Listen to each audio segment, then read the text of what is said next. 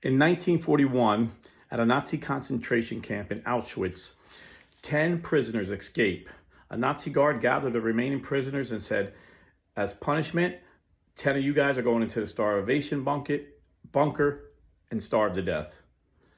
So he randomly picked 10 people. When he got to a man named František Gajanacek, the man cried and said, what about my wife and my children? His wife was behind him with his 2 children, and they were all hysterically crying.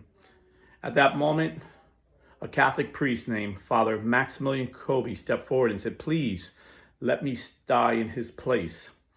The prisoner said the guards hated the priest because their evil, their darkness couldn't stand his light and his goodness. He was such a good priest. He was always helping all the prisoners, encouraging them and praying with them. So the Nazi was like, yeah, sure, we'll starve you to death. The prisoner said they watched as each man starved to death, and Maximilian Kolbe was there praying with each one at their last breath.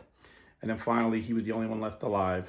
And the Nazis came in and said, we need this bunker, and gave him a shot of poison and killed him.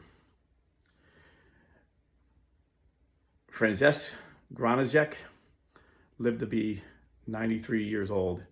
You see, because they transferred him to another prison camp, and the Americans and the Allies freed them. The Bible says there is no greater love than a man lay down his life for a friend. Jesus said, I give you a new commandment. Love each other as I have loved you. In 1982, František Gajanacek was there at the Vatican when Pope St. John Paul II canonized Father Maximilian Kolbe, and tears welled up in his eyes. He was so thankful for St. Maximilian Kolbe. But St. Maximilian Kolbe did not do this in his own strength. No man could. He was able to love the way God commanded him to love because he knew God. He was close to God. He walked with God. Every one of us are called to be saints.